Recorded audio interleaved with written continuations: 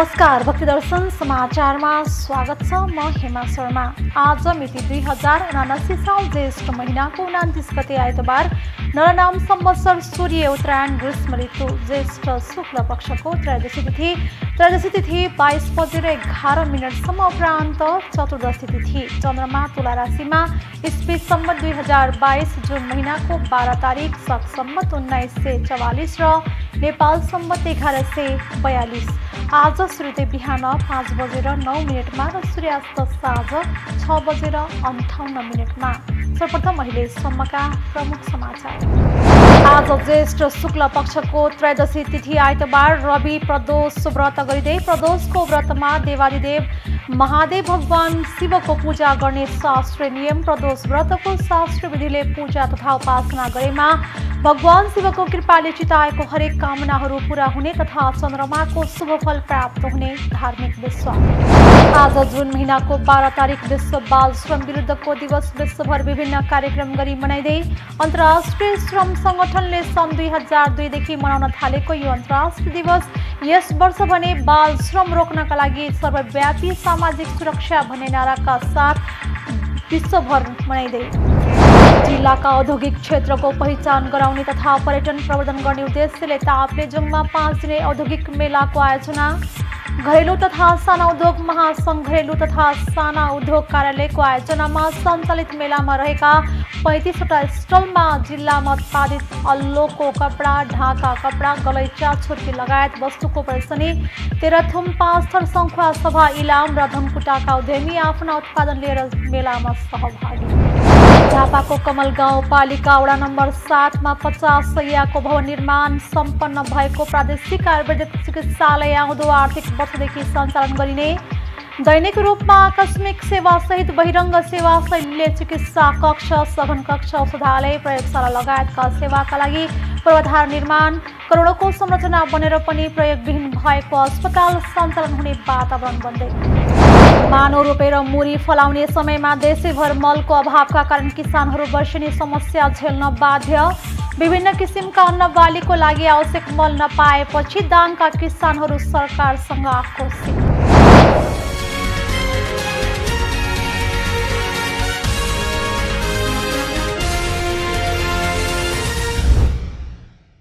अब समाचार विस्तारमा। आज ज्येष्ठ शुक्ल पक्षको त्रयोदशी तिथि आइतबार रवि प्रदोष गरिँदैछ।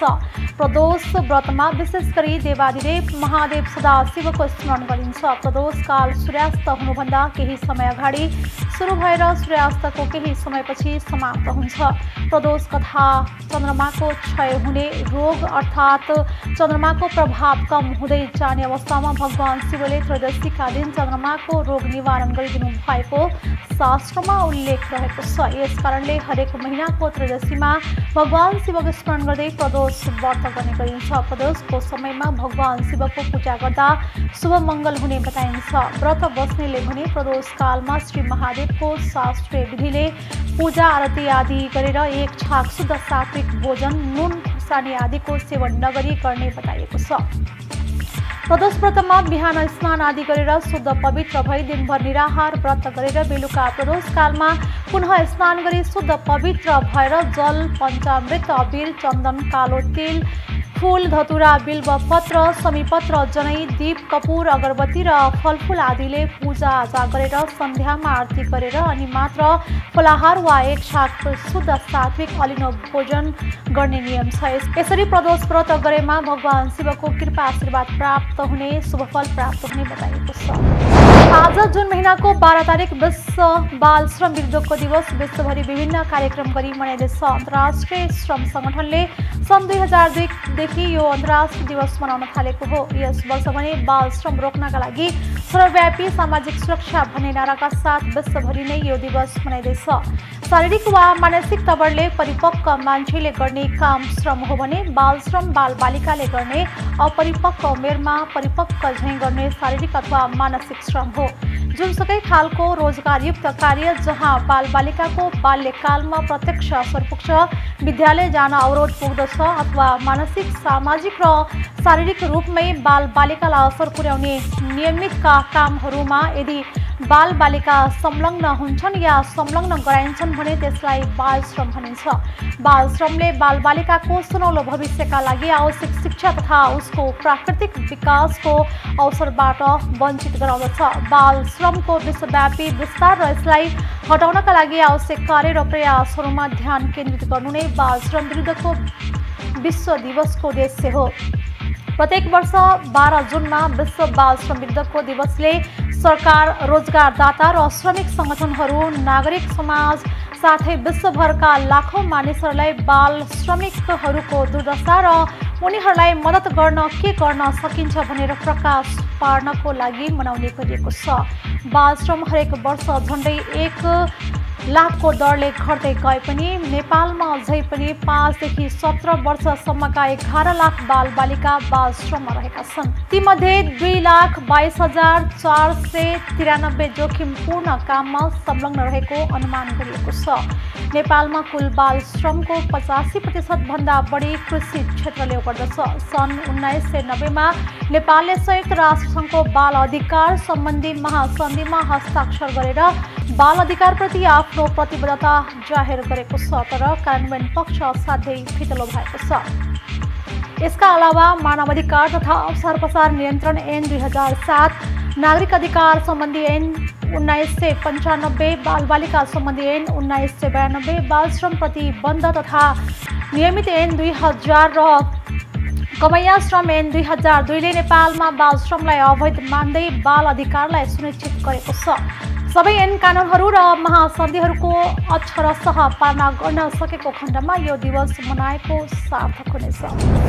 जिल्लाका औद्योगिक क्षेत्रको पहिचान गराउने तथा पर्यटन प्रवर्धन गर्ने उद्देश्यले ताप्लेजुङमा औद्योगिक मेला आयोजना गरिएको छ। 5 दिने मेलाको 1 नम्बर प्रदेशका उद्योग मन्त्री प्रताप प्रकाश हाङगामले उद्घाटन गर्नु भएको छ। घरेलु तथा साना उद्योग महासङ्घ घरेलु तथा साना उद्योग कार्यालयको आयोजनामा सञ्चालित मेलामा 35वटा स्टल रहेका छन्। जिल्लामा उत्पादित अल्लोको कपडा, ढाका कपडा, गलैँचा, छुर्पी लगायत वस्तु रहेका छन्। तेह्रथुम, 5 थर, सङ्खुवा सभा, इलाम र धनकुटाका उद्यमी आफ्ना उत्पादन लिएर मेलामा सहभागी भएका छन्। कार्यक्रमको मुख्य आकर्षक डोको, डालो, थुन्से, गजेरा बुन्ने प्रतियोगिता रहेको आयोजक महासङ्घका सचिव हर्कराज गुरुङले जानकारी दिनुभएको छ। प्रतियोगिताको मन्त्री हाङगामले सुरुवात गर्नुभएको हो। वैशाखमै गर्ने तयारी भए पनि स्थानीय तह निर्वाचनका कारण सारिएको महासङ्घका जिल्ला अध्यक्ष राजेन्द्र भारतीको भनाइ छ। भवनको भित्र र बाहिरको भागलाई प्रयोग गरिएको छ। भवनभित्र हरेक दिन साङ्गीतिक तथा साहित्यिक कार्यक्रम हुने र बाहिर स्टल रहने व्यवस्था मिलाइएको छ। आर्थिक गतिविधि चलायमान बनाउन यस्ता कार्यक्रमले सघाउने घरेलु कार्यालयका प्रमुख युवराज घोडसाईले बताउनु भएको छ। 20 लाख खर्च हुने मेलामा 50,000 भन्दा बढीले अवलोकन गर्ने आयोजकको अपेक्षा छ। उद्यमीलाई पुरस्कृत तथा प्रोत्साहित गर्ने कार्यक्रम पनि राखिएको छ। मेला 30 गते सकिने बताइएको छ। झापाको कमल गाउँपालिका वडा नम्बर 7 मा 50 शैय्याको भवन निर्माण सम्पन्न भएको प्रादेशिक आयुर्वेद चिकित्सालय आउँदो आर्थिक वर्षदेखि सञ्चालन हुने भएको छ। गाउँपालिकाको संयोजनमा मासिक रूपमा चिकित्सालयमा निःशुल्क आयुर्वेदिक स्वास्थ्य शिविर भने हुँदै आएको छ। भवन निर्माण सम्पन्न भएको 2 वर्ष पुग्न लाग्दा समेत यो सञ्चालन हुन नसकेको अवस्थामा प्रदेश सरकारको आगामी वर्षको नीति तथा कार्यक्रममा कमल गाउँपालिकाको लखनपुरमा प्रादेशिक आयुर्वेदिक अस्पताल सञ्चालन गर्ने भनेर उल्लेख भएपछि यो सञ्चालनमा आउने निश्चित भएको हो। स्थानीय अस्पतालका लागि जग्गा दिएर काम सुरु गर्न दबाब दिएको 1 दशकपछि अस्पतालको भवन निर्माण सम्पन्न भएको थियो। आर्थिक वर्ष 2067-68 मा 3000 जना स्थानीयले हस्ताक्षर गरेर यहाँ आयुर्वेद अस्पताल बनाउन माग गरेका थिए। 2075 साल भदौमा तत्कालीन प्रधानमन्त्री केपी शर्मा ओलीले भवनको शिलान्यास गर्नु भएको थियो। शहरी विकास तथा भवन निर्माण डिभिजन कार्यालय इलामका अनुसार 17 करोड 29 लाख लागतमा ठेक्का लागेर 1.5 वर्ष अघि नै भवन निर्माण सम्पन्न भएर निर्माण व्यवसायीले जिम्मा लगाइसकेको अवस्था छ। लिफ्ट सहितको सुविधा सम्पन्न भवन बने पनि यहाँ अस्पताल भने सुरु हुन सकेको छैन। सुरुवातमा क्षेत्रीय स्तरको आयुर्वेदिक चिकित्सालय भनिए पनि पछि प्रदेश स्तरीय रूपमा परिणत भएको गाउँपालिकाकी पूर्व अध्यक्ष मेनुका काफ्लेले बताउनु भएको छ। दैनिक रूपमा आकस्मिक सेवा सहित बहिरङ्ग सेवा, शल्य चिकित्सा कक्ष, सघन कक्ष, औषधालय, प्रयोगशाला लगायतका सेवाका लागि पूर्वाधार निर्माण भएका छन्।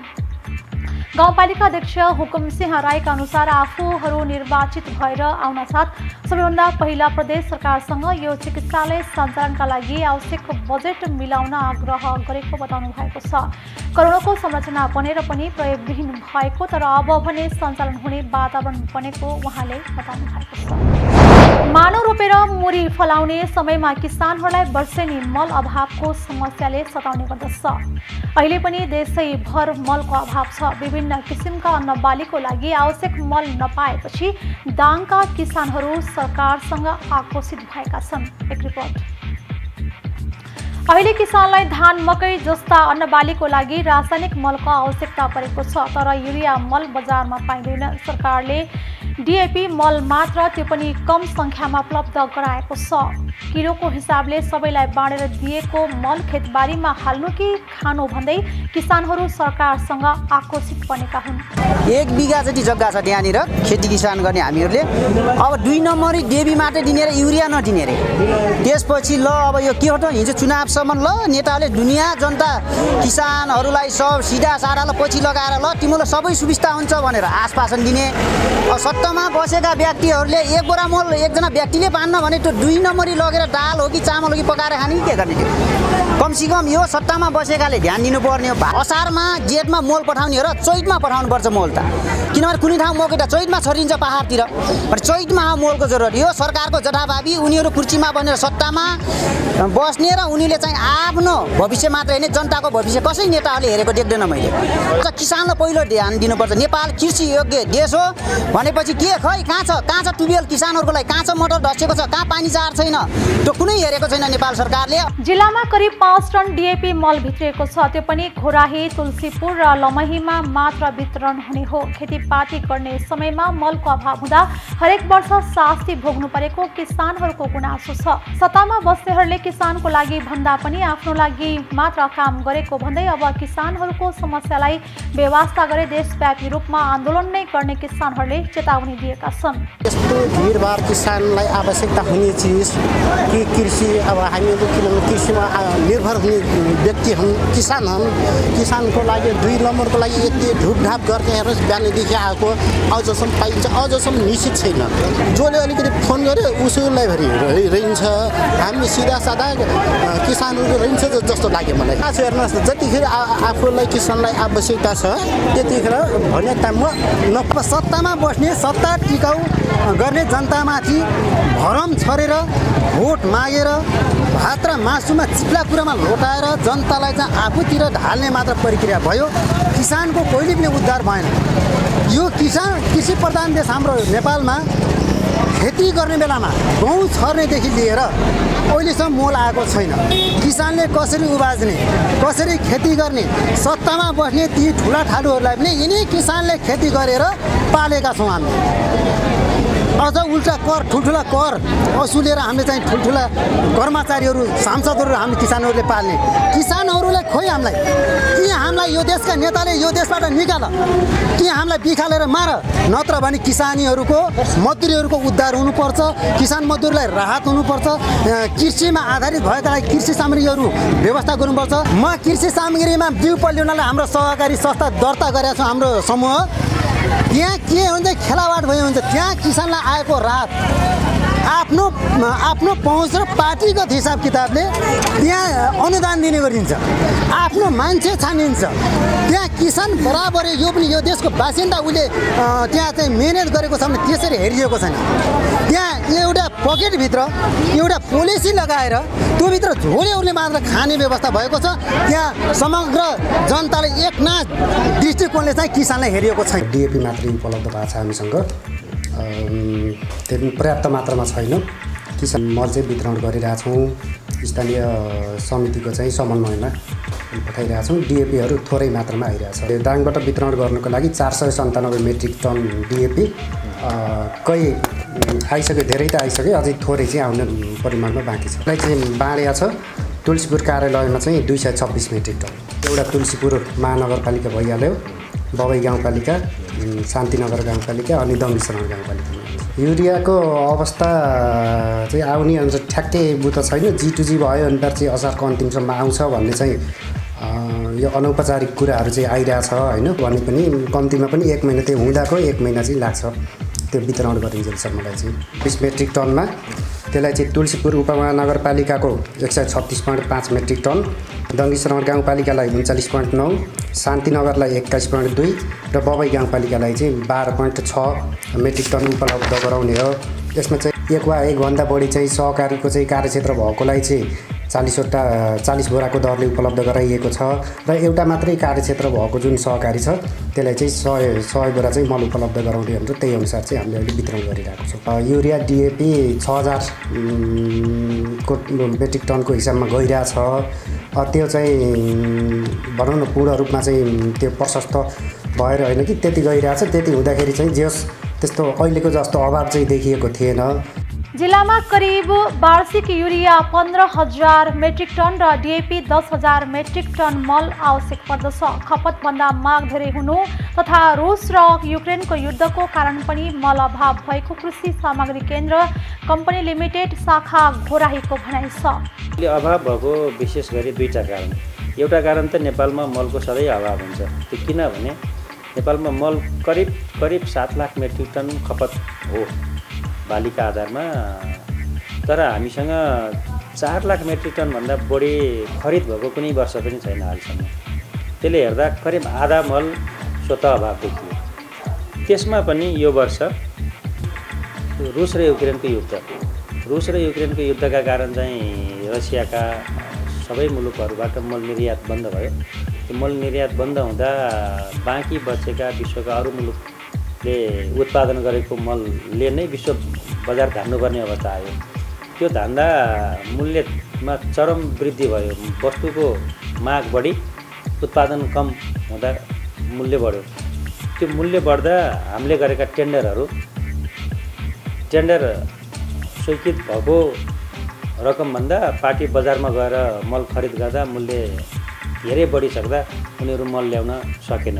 यो समस्या किसानले अहिले मात्र भोगेको होइन, वर्षौंदेखि यस्तै समस्या भोग्ने गरेका छन्। राजनीतिक दलहरू भने निर्वाचनमा किसानहरूको लागि काम गर्ने भन्दै आश्वासन दिन्छन् अनि जितेपछि किसानका समस्यालाई फर्किएर सम्म हेर्दैनन्। त्यसैले गफको राजनीति भन्दा कामको राजनीतिको आवश्यकता छ। भक्तिदर्शन टेलिभिजन HD का लागि दाङ सहकर्मी विकास डाङ्गेको रिपोर्ट।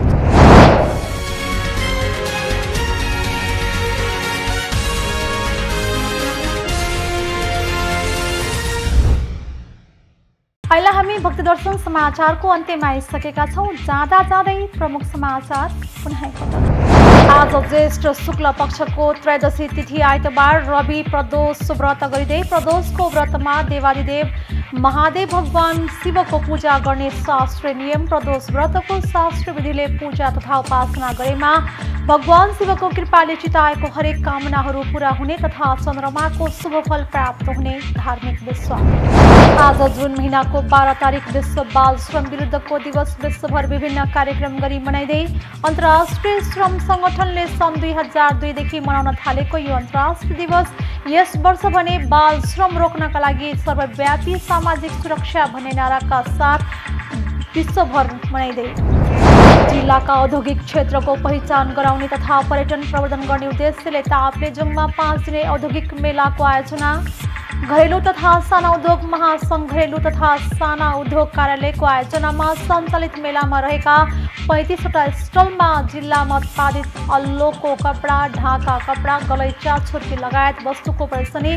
तेह्रथुम 5 थर सङ्खुवा सभा इलाम र धनकुटाका उद्यमी आफ्ना उत्पादन लिएर मेलामा सहभागी। झापाको कमल गाउँपालिका वडा नम्बर 7 मा 50 शय्याको भवन निर्माण सम्पन्न भएको प्रादेशिक आयुर्वेदिक चिकित्सालय आउँदो आर्थिक वर्षदेखि सञ्चालन गरिने। दैनिक रूपमा आकस्मिक सेवा सहित बहिरङ्ग सेवा शैलीले चिकित्सा कक्ष, सघन कक्ष, औषधालय, प्रयोगशाला लगायतका सेवाका लागि पूर्वाधार निर्माण। करोडौँको संरचना बनेर पनि प्रयोगविहीन भएको अस्पताल सञ्चालन हुने वातावरण बन्दै। मानव रोपेर मुरी फलाउने समयमा देशैभर मलको अभावका कारण किसानहरू वर्षेनी समस्या झेल्न बाध्य। विभिन्न किसिमका अन्न बालीको लागि आवश्यक मल नपाएपछि दाङका किसानहरू सरकारसँग आक्रोशित। अहिले भक्तदर्शन समाचार यति नै। सामाजिक सञ्जाल मार्फत हामीसँग जोडिनका लागि फेसबुक तथा ट्विटरमा लाइभ तथा फलो गर्न सक्नुहुनेछ भने युट्युब मार्फत पनि हामीलाई प्रत्यक्ष हेर्न सक्नुहुनेछ। त्यस्तै कुनै सल्लाह सुझाव तथा प्रतिक्रिया भएमा भक्तदर्शन@emountaintv.com मा हामीलाई पत्राचार गर्न सक्नुहुनेछ। धर्म, संस्कृति र संस्कारको संवाहक भक्तदर्शन टेलिभिजन एसटी हेर्नुहोला।